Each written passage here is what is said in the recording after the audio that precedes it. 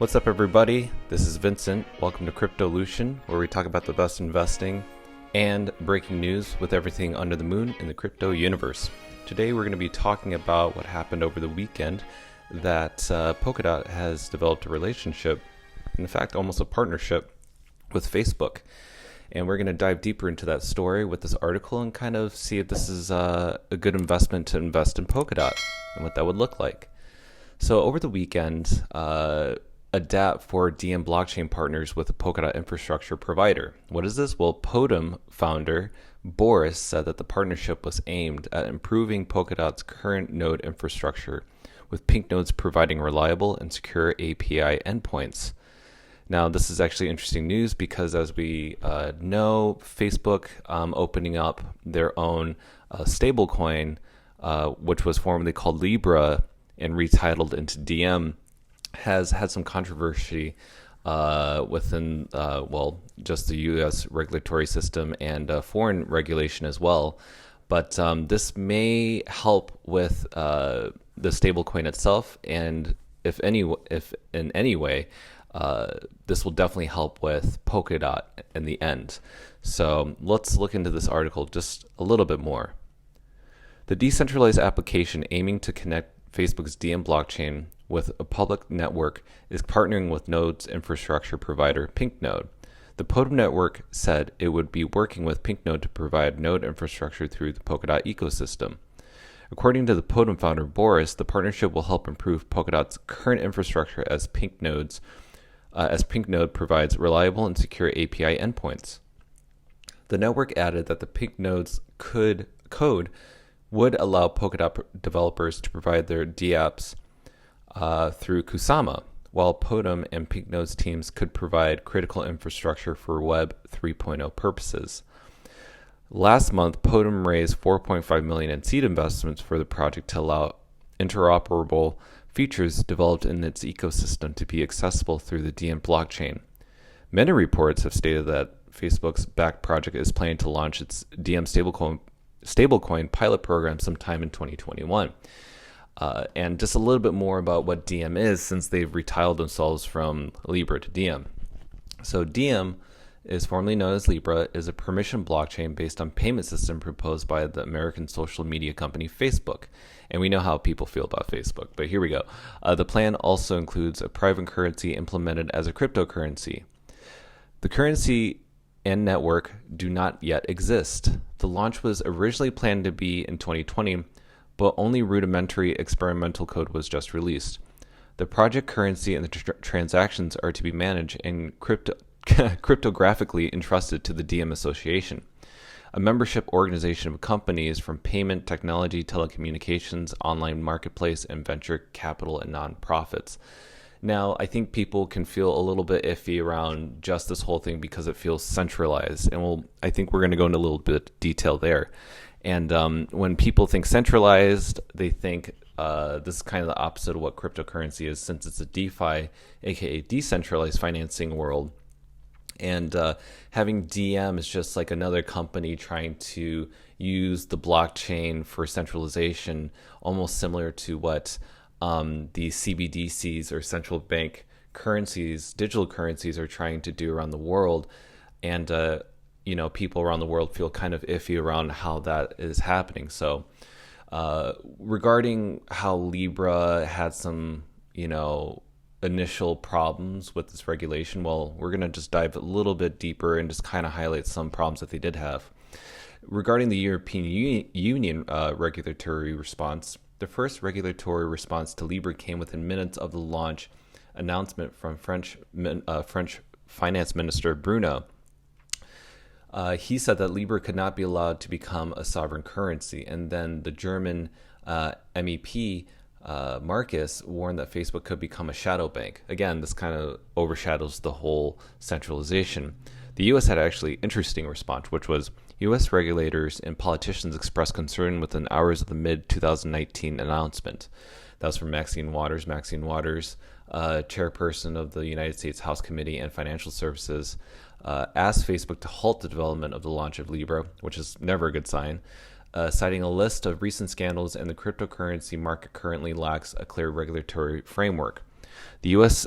House Committee on Financial Services, Democrats sent a letter to Facebook asking the company to stop development of Libra, citing concerns of privacy, national security, trading, and monetary policy.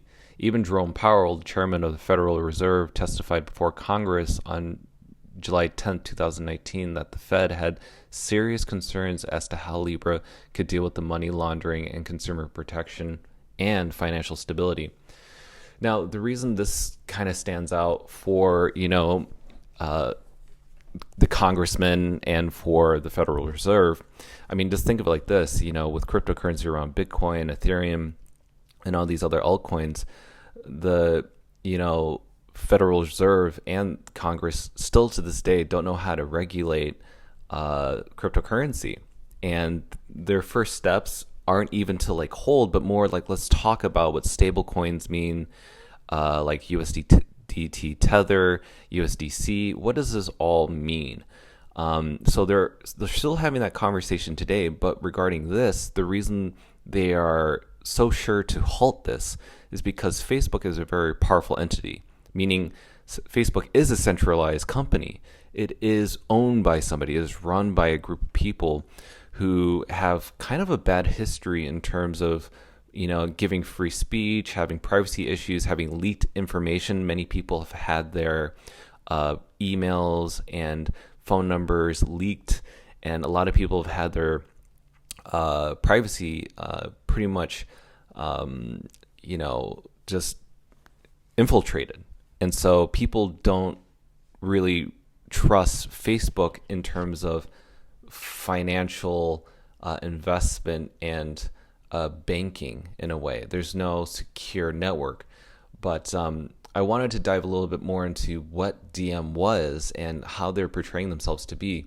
And when you go on their website, it's pretty just, simple. I mean, people can make these type of websites anywhere. They just add photos and they say, hey, it's a trusted and innovative financial network. I mean, but, that's just, that remains to be seen. Like, I don't know if that's something that I can fully trust. And it's using kind of the same narrative of how, many people around the world, around 31% are unbanked. And, that's just, some dialogue or narrative that's been rehashed by many people. But at least with other cryptocurrencies, they at least try to show proof of work and or at least are live at the moment. And, it's almost in a way trying to tell you the story like, hey, we're just like any other cryptocurrency and we're working with blockchains and we have amazing developers. And when you go to their team, the Diem Association itself, you start to look at the people who were brought on board. And when you look at the executive team, you start to look around, and when you read through these biographies, and I won't go through each one, they aren't exactly people who came from the blockchain world or came from the decentralized world.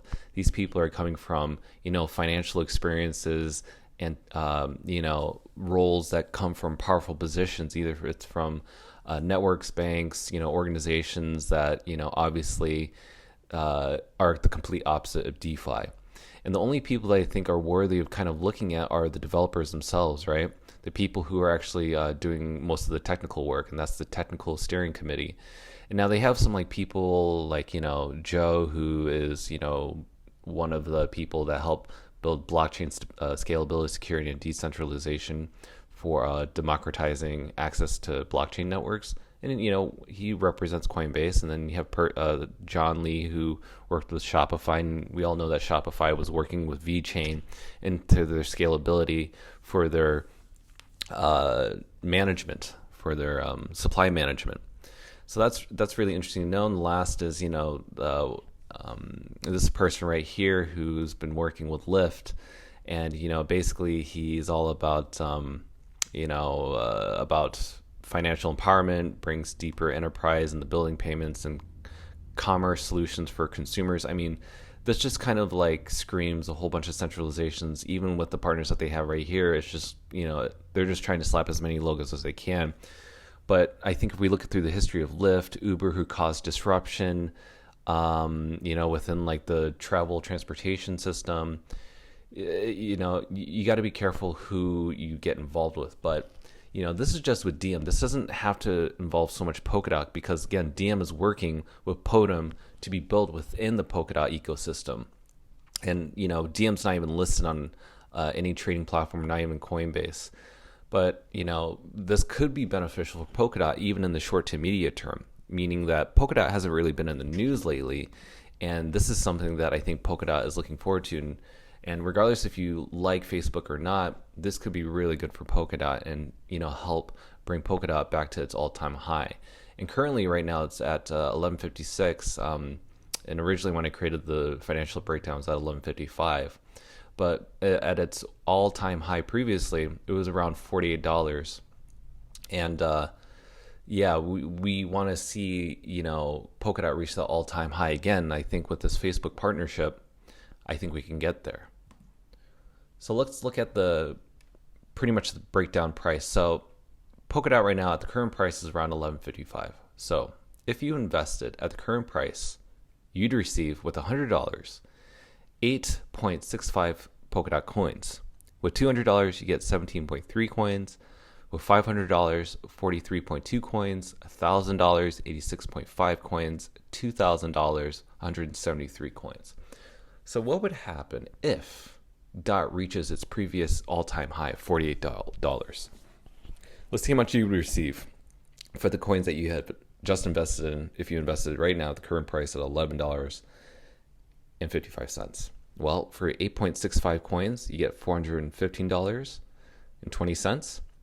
17.3 coins, you get $830.40.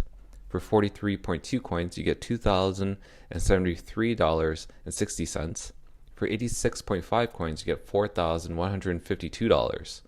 For 173.1 coins, you get $8,308.80. So this is a good overlook because I think right now Polkadot is a great purchase. It's at a really affordable price considering where it was just in May. And so DOT is also run by one of the co-founders of Ethereum and was considered one of the top 5 coins at the time. And I think right now it's at top 9.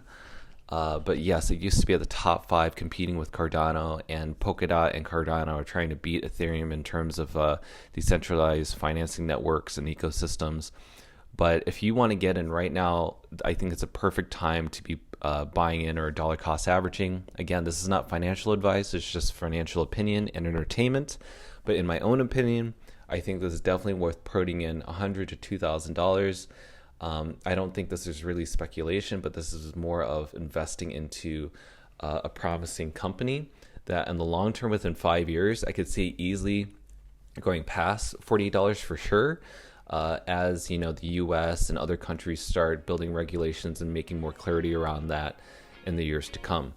So there you go, guys. That's my 2 cents around Polkadot. I hope you found this very interesting. Please leave a comment down below and leave me your thoughts. Be sure to like, subscribe, and hit that notification bell. And I'll see you guys next time.